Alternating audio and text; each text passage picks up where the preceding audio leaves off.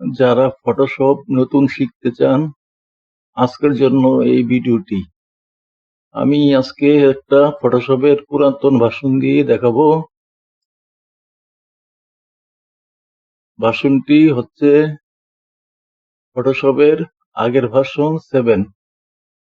এই ভার্সনে কাজ করতে অনেক সুবিধা এবং সহজেই কাজ করা যায়।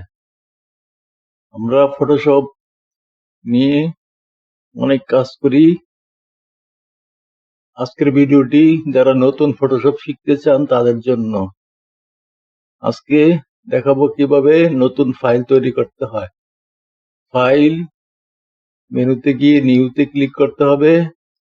তারপর এখানে নাম দিতে হবে, প্রিসেট সাইজ দিতে হবে। এখানে কাস্টম থাকুক, সমস্যা নেই। এখানে কতটুকু আপনি প্রশস্ত রাখবেন ওইটা দিতে হবে। এখানে 171 পিক্সেল আছে, আমি দিব 1024 পিক্সেল। এখানে লম্বা কতটুকু রাখবেন, আমি দিব 840 পিক্সেল। এখানে আপনি তিনটি অপশন দেখতে পাচ্ছেন, একটা হচ্ছে হোয়াইট, একটা হচ্ছে ব্যাকগ্রাউন্ড কালার, আর একটা হচ্ছে ট্রান্সপারেন্ট। আমি ব্যাকগ্রাউন্ড কালার দিব, তারপর ওকে দিব। এখানে ব্যাকগ্রাউন্ড কালার হচ্ছে এই নিচের কালারটা। এই ব্যাকগ্রাউন্ড কালারটা এখানে চলে এসেছে। আমি ইচ্ছা করলে কালারটা চেঞ্জ করতে পারি। ধরুন আমি সাদা কালার দিব বা লাল কালার দিব,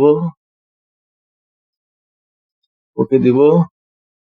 ফাইল, নিউ, ব্যাকগ্রাউন্ড কালারে ক্লিক করা আছে, আমি ওকে দিব। লাল কালারের ব্যাকগ্রাউন্ড হয়ে গিয়েছে। এখন আমি এটাকে কপি করব। সম্পূর্ণটা সিলেক্ট করার জন্য কন্ট্রোল এ দিব। দেওয়ার পরে আমি কন্ট্রোল ভি দিব। কন্ট্রোল ভি দিলে পেস্ট হয়ে যাবে। Control V, control C, control V. তাহলে এখানে একটা লেয়ার 1 দেখা যাচ্ছে, যেটা কপি আমরা করেছি। এখন যদি আমি লেয়ার ব্যাকগ্রাউন্ড উঠিয়ে দেই তাহলে লেয়ার 1 থাকবে। যদি লেয়ার 1 উঠিয়ে দেই তাহলে কিছুই থাকবে না, একদম সাদা হয়ে যাবে। তাহলে আমরা লেয়ার 1 এ কাজ করব। এখানে আমি যদি ডাবল ক্লিক করি তাহলে আরো অনেক অপশন আসবে। লেয়ার অপশন, এখান থেকে আমি ইচ্ছা করলে অনেকগুলো অপশন দিতে পারি। ধরুন আমি স্ট্রোক দিব। এখানে স্ট্রোকের সাইজ দিব ধরুন 20। এখানে কালার আছে লাল কালার, সেজন্য এটা বোঝা যাচ্ছে না। আমি কালার চেঞ্জ করে সাদা কালার দেই, ওকে দেই।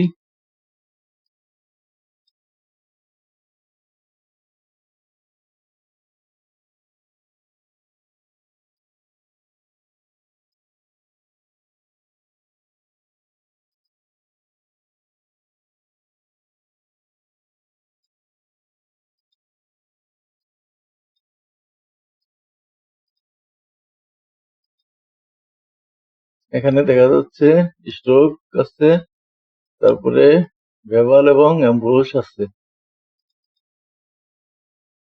এখানে আমি স্ট্রোক উঠিয়ে দিয়েছি। এখানে আমি এমব্রোস ভেভাল রেখেছি। এখন আমি এটা সাইজ বড় ছোট করতে পারবো। সাইজ দিব 50 বা 20, 50 দেই। তারপরে দেখেন কত সুন্দর একটা ডিজাইন হয়ে গিয়েছে। এভাবে আমরা ফটোশপে কাজ করি এবং সুন্দর সুন্দর ডিজাইন করি। যদি আমি এখানে লিখতে চাই তাহলে টি তে ক্লিক করব। তারপরে এখানে আমি মাউসটা রাখবো, ক্লিক করব, তাহলে আমি এখান থেকে লিখতে পারবো। ধরুন লিখবো ফার্স্ট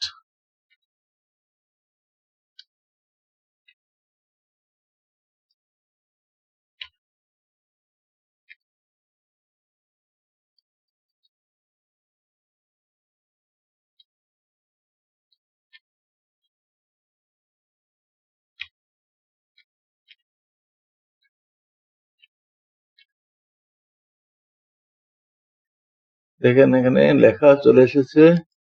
এখন আমি এই মাউসে ক্লিক করব, তাহলে আর এখানে এটা আমি সরাতে পারবো। মাউসে ক্লিক করে উপরে নিচে নিতে পারবো।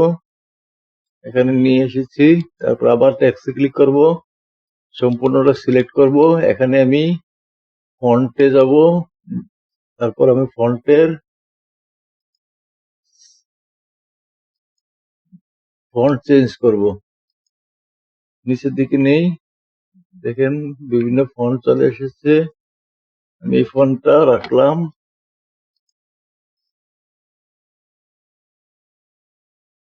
এখন আমি কন্ট্রোল টি দিব, কন্ট্রোল টি দিলে এটা দেখেন সিলেক্ট হয়েছে। তারপর আমি এখানে দেখেন যদি টানাটানি করি বড় ছোট হয়ে যাচ্ছে।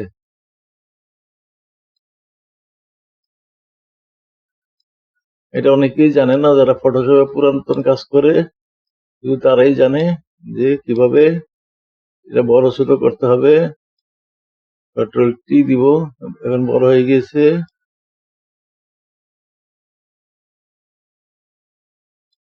আবার মাউসে ক্লিক করব, অ্যাপ্লাই দিব, তাহলে এখানে আমাদের লেখা হয়ে গিয়েছে।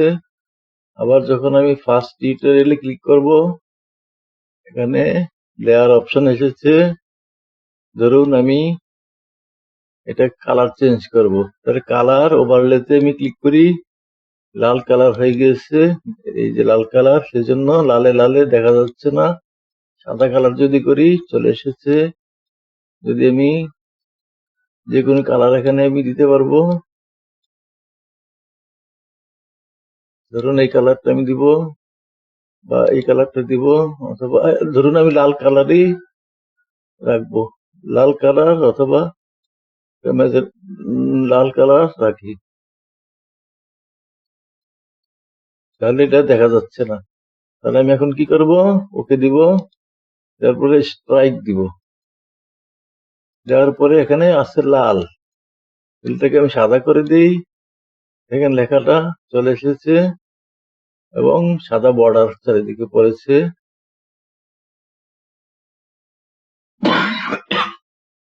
এখন আমি স্ট্রাইকের সাইজ আমি চেঞ্জ করতে পারি। এখানে 3 আছে, এখানে আমি ইচ্ছা করলে 20 দিতে পারি। দেখেন কত সুন্দর এক লেখা হয়েছে। এভাবেই যারা ফটোশপে, ইউটিউব বা ফেসবুকের থাম্বনেল বানায়, এভাবেই ওরা কাজ করে। আজকে এই পর্যন্তই।